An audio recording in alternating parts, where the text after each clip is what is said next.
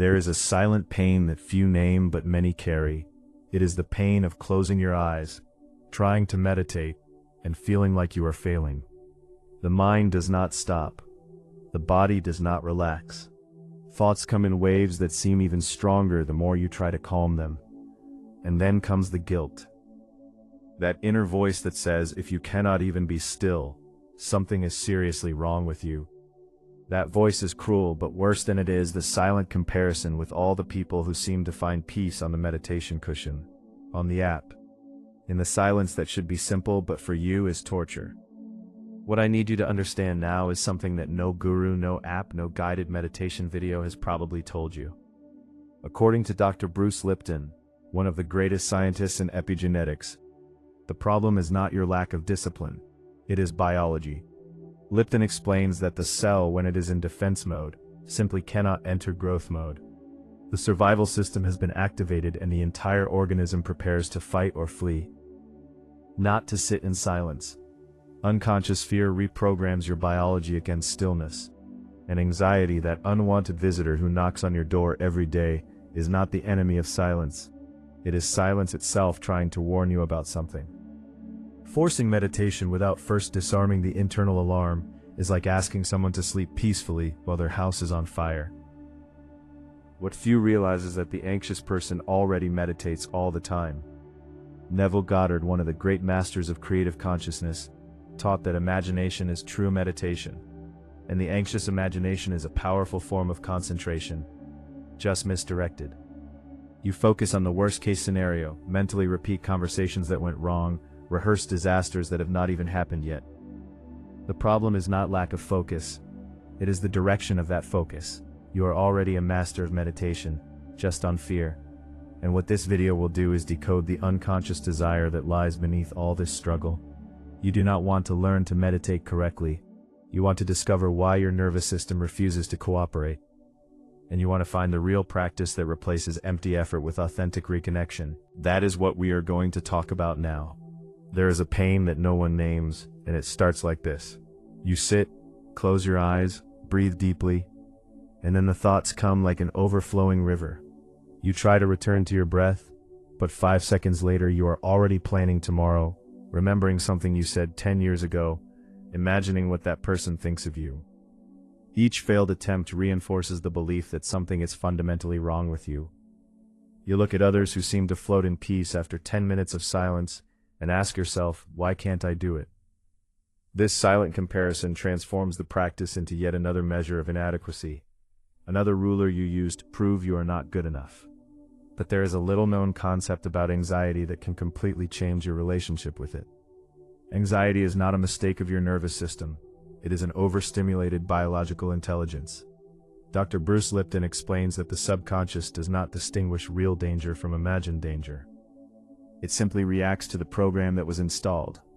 If you learned at some point in your life that being vulnerable is dangerous, that letting your guard down can bring pain, then for the anxious cell sitting in silence with eyes closed feels like vulnerability, not healing. The body interprets stillness as surrender, not rest. That is why you feel like jumping out of the chair after 30 seconds of meditation. It is not lack of willpower. It is your body trying to protect you from something it learned was threatening. And here comes the expectation-breaking revelation that changes everything for many people. The truth is that meditating does not calm anxiety in highly anxious people. Sometimes it makes it worse. Studies show that for certain anxiety profiles, internal silence allows suppressed thoughts, stored emotions, deep fears to emerge with even greater force. Not because meditation is bad, but because you are trying to use a tool for expanding consciousness in a system that is in a state of security collapse. It is like trying to teach hang gliding to someone with both legs broken. The tool is not the problem, the timing of applying it is. This leads us to a practical consequence that can be liberating. You do not need to abandon meditation. You need to do one thing before.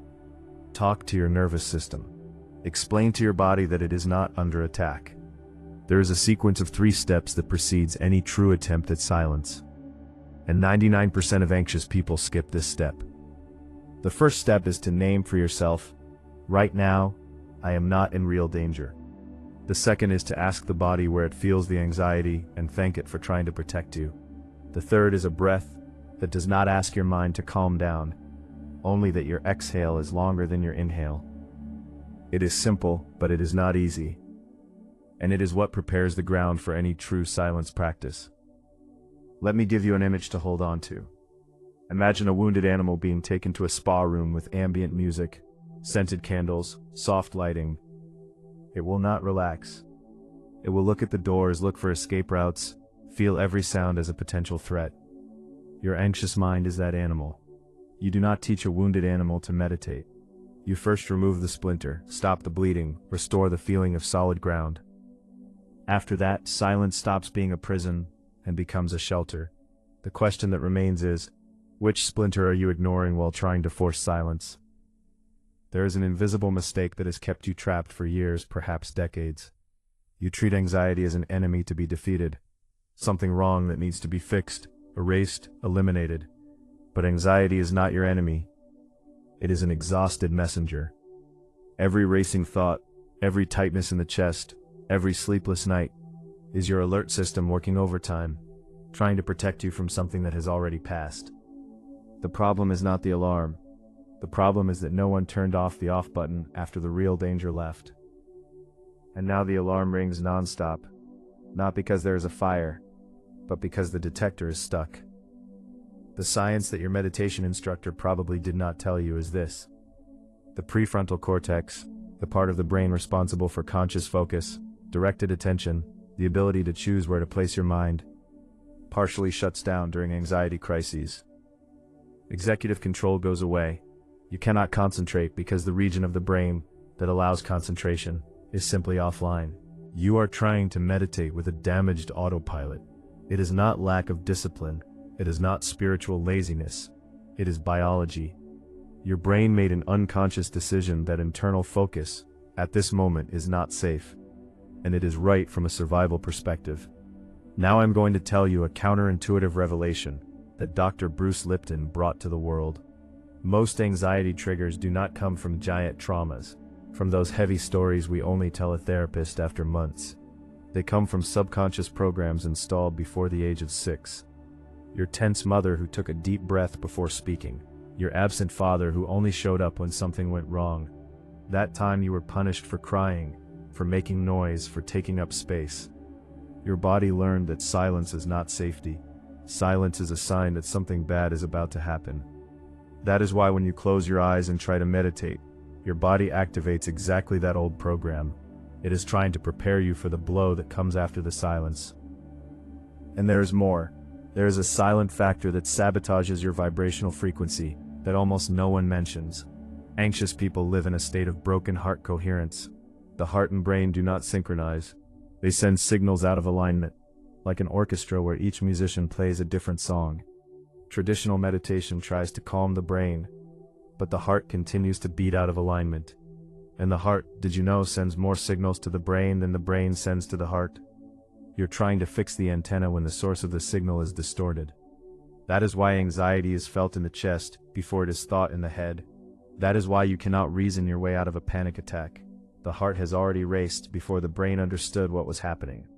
So what to do? There is a 3-step technique to disarm the alarm before attempting silence. The first step is to identify where in the body the anxiety lives right now. Do not think about it. Do not analyze where it came from. Feel it. Where does it tighten? Where does it burn? It could be in the chest, the throat, the stomach, the shoulders. The second step is to give permission for this sensation to exist without trying to expel it. This is difficult because your instinct is to run, but what you resist persists. What you welcome begins to transform. You do not need to like the anxiety. Just allow it to be there for a moment, without fighting it. The third step is a breath that does not ask you to relax. Just exhale longer than you inhale. 4 seconds to inhale, 6 seconds to exhale, 8 seconds to inhale, 10 seconds to exhale. This elongated exhale informs your nervous system directly that you are not under attack. You do not need to believe it. The body gets the message, and it begins slowly to turn off the alarm by itself. We have arrived at the question that few ask, but which could be the key to your liberation. What if anxiety is not a defect, but a misdirected intelligence? What if instead of trying to stop thoughts, you learn to dance with them? The truth that science has already validated is that what works for the anxious mind is not mental emptiness. It is focused movement. It is the sensory anchor. It is the ritual that gives the body something more urgent to do than be afraid. The anxious mind is like a startled horse. You do not stop a startled horse by standing still in front of it. You give it a clear direction, a movement, a path to follow. Dr. Bruce Lipton brought a revolutionary concept that few apply in practice. The internal environment controls genetic expression. Your anxiety is not just psychological, it is cellular. Every cell in your body is listening to the chemistry of your blood, and that chemistry changes with your breathing, your movement, your touch. When you change the internal environment through specific practices, you literally reprogram the cell membrane to exit defense mode. It is not philosophy. It is applied quantum biology. What does this mean in practice? That small physical changes produce real genetic changes. You do not need to heal your soul before calming your body. You calm the body and the soul calms down as a consequence. There is a concrete practice that science has already validated for anxious minds. Researchers call it active meditation, although this name still confuses people. It is not silent sitting. It is walking with full sensory focus, feeling each contact of the foot with the ground. It is counting objects in an environment, not to distract, but to give the mind a track to move on. It is slow, repetitive movements with total attention on the muscular sensation, like washing dishes while paying attention to the water in the soap. It is deep listening to a single sound, the noise of the fan, the song of a bird, the sound of your own breath. The anxious mind needs a track to move on, not a wall to stop against.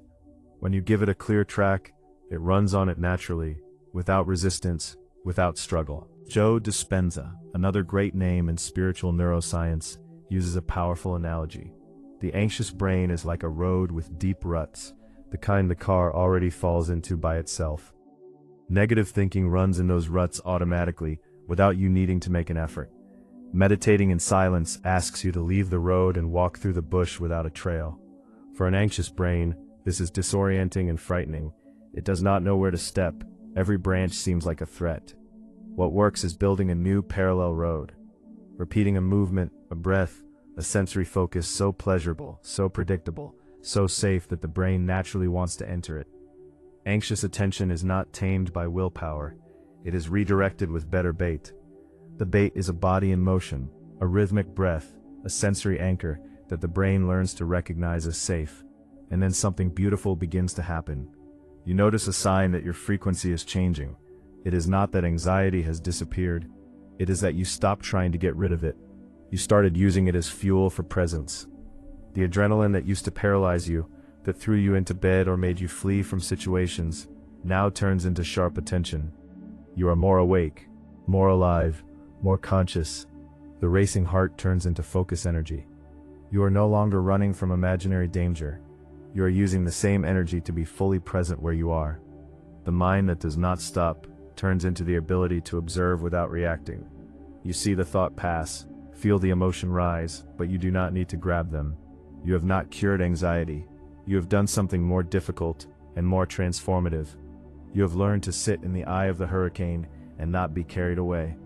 And that truly is a peace that no forced meditation could give you. The final message that no meditation app, no guided breathing video, no mindfulness course will probably give you is this: you are not broken because you cannot meditate. Your nervous system is not stubborn or defective. It is trying to protect you from something it learned long ago, that silence is not safe. The shame you feel when you close your eyes and cannot rest, the frustration that comes when your mind insists on running to the worst case scenario, the guilt for not being that person who floats in peace after 10 minutes of breathing, all of this is the biggest sign that you need a different approach. Not more effort, not more blame, not more comparison. Dr. Bruce Lipton teaches us something that could be your turning point. A cell does not need to stop reacting to the environment. It needs a different environment to react differently. You are not going to stop your anxious mind by forcing silence, repeating mantras, trying to push thoughts away with more thoughts. You are going to offer it a new internal environment. Through the right movement, the specific breath, the permission to feel without resisting. When the environment changes, the response changes. It is not a fight, it is biology. It is humility to accept that your body knows what it is doing, even when it seems like it is against you. Joe Dispenza reminds us that the anxious brain learned a path. It has traveled that road so many times that the ruts are deep. That brain is not evil, it is efficient. It took you away from real dangers. It protected you when no one else protected you. Now you need to teach it, with the patience of someone teaching a frightened child, that there is a new path. That path does not require you to stop feeling. It requires you to feel in a new way, with your hand on your chest, with the breath longer on the exhale, with permission not to solve anything right now, just to be. The transforming truth is this: what works for the anxious mind is not the absence of thought, it is presence without judgment. It is not complete silence, it is the noise you choose to listen to, consciously without being dragged by it. It is not peace as a destination, as a place you finally arrive at after much effort. It is the ability to be at peace with the lack of peace, to feel the tightness in your chest and not panic because of the tightness, to see the mind race and not despair because it races. You are going to stop being afraid to feel it. And at that very moment, when the fear of fear disappears, something inside you releases. Something breathes deeper. Something finally rests, after so many years on alert. So the next time someone tells you that you need to meditate, that you need to sit in silence, that you are resisting your own healing, I invite you to ask a different question. Ask your body what it truly needs. Maybe it is a slow walk, paying attention to your feet on the ground, feeling each contact, each slight tilt.